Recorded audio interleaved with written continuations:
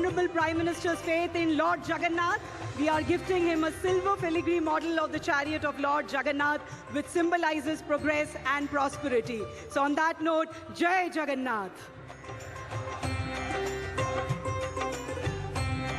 Now we can see the bearer of the dreams of a billion Indians, the man who has envisioned Viksit Bharat by 2047, Honorable Prime Minister of India, Shri Narendra Modi ji, being escorted by the man who has been entrusted with the responsibility of Samriddh Odisha by 2036, the Honorable Chief Minister of Odisha, Shri Mohan Charan Majhi.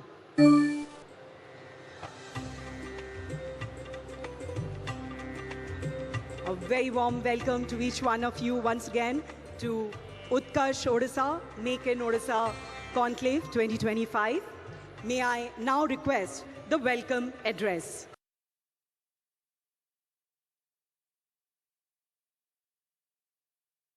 भावनाओं के इतने द्वार खुल रहे हैं जितने आजादी के बाद पहले कभी नहीं खुले।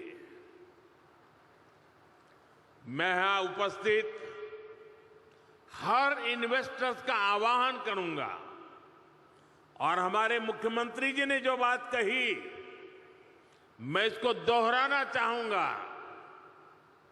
यही समय है ओडिशा की इस विकास यात्रा में आपका निवेश आपको सफलता की नई बुलंदियों पर पहुंचाएगा। साथियों, आज भारत विकास के ऐसे पथ पर चल रहा है जिसको करोड़ों लोगों की एस्पिरेशंस ड्राइव कर रही है।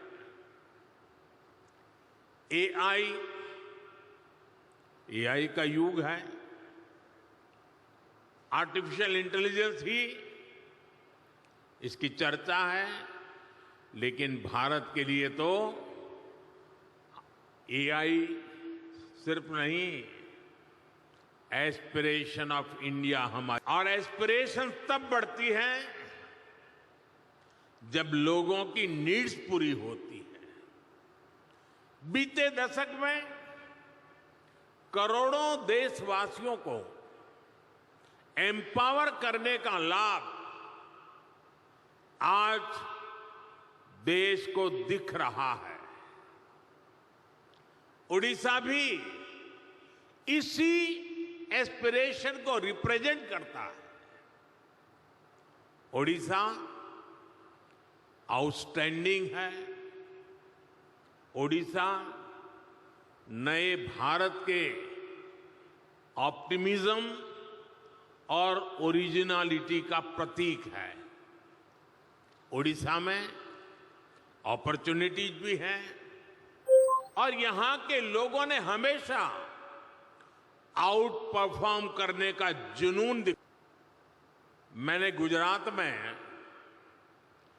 ओडिशा से आने वाले साथियों के कौशल, उनकी मेहनत, उनकी ईमानदारी को खुद अनुभव किया है। इसलिए आज जब ओडिशा में नए अवसर बन रहे हैं तो मेरा पक्का विश्वास है ओडिशा बहुत जल्द विकास की उस ऊंचाई पर पहुंचेगा जहां पहुंचने की किसी ने कल्पना तक नहीं की है। मुझे खुशी है कि मुख्यमंत्री मोहन चरण मांझी जी की पूरी टीम उड़ीसा के विकास को तेज गति देने में जुटी है। Food processing, petrochemical, port-lead development, fisheries, IT, edutech, textile, tourism, mining, green energy, ऐसी हर इंडस्ट्री में उड़ीसा भारत के लीडिंग राज्यों में से एक बन रहा है। साथियों, भारत आज बहुत तेज गति से दुनिया की तीसरी बड़ी इकोनॉमी बनने की तरफ आगे बढ़ रहा है। $5 ट्रिलियन इकोनॉमी का पड़ाव भी अब ज्यादा दूर नहीं है। बीते दशक में मैन्युफैक्चरिंग में भी भारत की ताकत सामने आने लगी है। अब भारत की इकोनॉमी के विस्तार के दो बड़े पिलर हैं।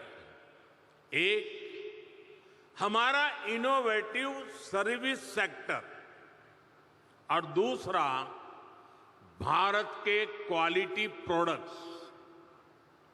देश की सिर्फ रॉ मटेरियल के एक्सपोर्ट पर संभव नहीं है। इसलिए हम पूरे इकोसिस्टम को बदल रहे हैं।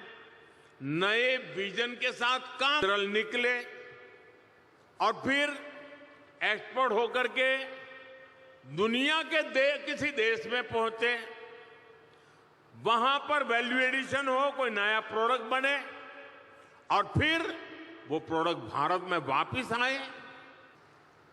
इस ट्रेंड को अब भारत बदल रहा है। यहां के समंदर से सी फूड निकले और फिर दुनिया के किसी दूसरे देश में वो प्रोसेस होकर बाजारों में पहुंचे। ये ट्रेंड भी भारत बदल रहा है। ओडिशा में जो रिसोर्सेज हैं, उससे जुड़ी इंडस्ट्रीज भी यहीं लगे। इस दिशा में हमारी सरकार काम कर रही है। आज का ये उत्कर्ष ओडिशा कॉन्क्लेव भी इसी विजन को साकार करने का एक माध्यम है। साथियों, आज दुनिया सस्टेनेबल लाइफस्टाइल की बात कर रही है, ग्रीन फ्यूचर की तरफ बढ़ रही है। आज ग्रीन जॉब की संभावनाएं भी बहुत बढ़ रही है। हमें समय की जरूरतों और डिमांड के हिसाब से खुद को बदलना है, उसके हिसाब से ढालना है। इसी सोच के साथ ही भारत ग्रीन फ्यूचर पर, ग्रीन टेक पर इतना फोकस कर रहा है।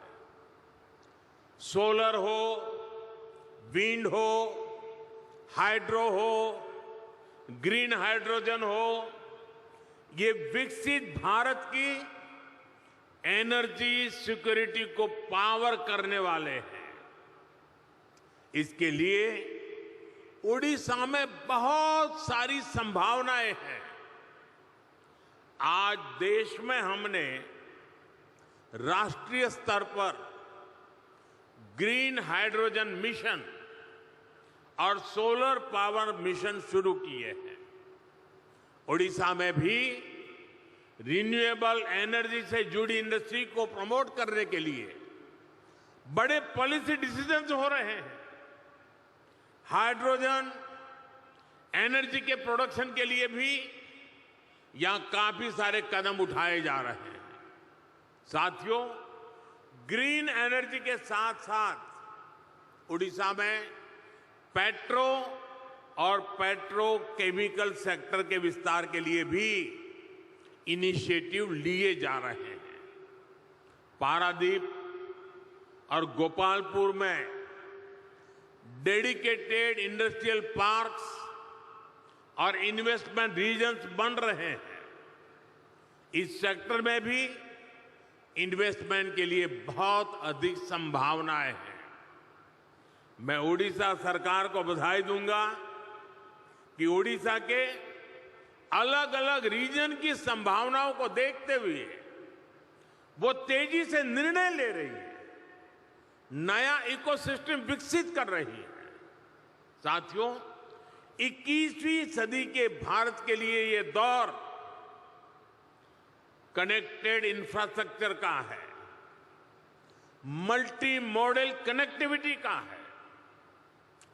जिस स्केल पर, जिस स्पीड से भारत में आज स्पेशलाइज्ड इंफ्रास्ट्रक्चर का निर्माण हो रहा है, वो भारत को इन्वेस्टमेंट का शानदार डेस्टिनेशन बना रहा है। डेडिकेटेड फ्रेट कॉरिडोर से ईस्ट और वेस्ट की कोस्टलाइन को कनेक्ट किया जा रहा है। देश का एक बड़ा हिस्सा जो लैंडलॉक था, उसको भी अब समंदर तक तेज एक्सप्रेस से मिलने लगी है, तेज एक्सेस मिलने लगी है। आज देश में दर्जनों ऐसे इंडस्ट्रियल शहरों का निर्माण किया जा रहा है जो प्लग एंड प्ले सुविधाओं से लैस होंगे। ओडिशा में भी ऐसी ही संभावनाओं को बढ़ाया जा रहा है। यहां रेलवे और हाईवे नेटवर्क से जुड़े हजारों करोड़ रुपए के प्रोजेक्ट चल रहे हैं। ओडिशा में इंडस्ट्री की लॉजिस्टिक कॉस्ट कम हो, इसके लिए सरकार यहां के पोर्ट्स को इंडस्ट्रियल क्लस्टर से जोड़ रही है। यहां पुराने पोर्ट्स का विस्तार के साथ ही नए पोर्ट भी बनाए जा रहे हैं। यानी उड़ीसा ब्लू इकोनॉमी के मामले में भी देश के टॉप के राज्यों में शामिल होने वाला है। साथियों, सरकार के इन प्रयासों के बीच मेरा आप सभी से कुछ आग्रह भी है। आप तेजी से बदलती दुनिया में ग्लोबल सप्लाई चेन से जुड़ी चुनौतियों को देख रहे हैं। भारत बिखरी हुई सप्लाई चेन और इंपोर्ट आधारित सप्लाई चेन पर ज्यादा भरोसा नहीं कर सकता। हमें भारत में ही एक ऐसी सशक्त सप्लाई और वैल्यू चेन बनानी है जिस पर वैश्विक उतार चढ़ाव का कम से कम असर पड़े।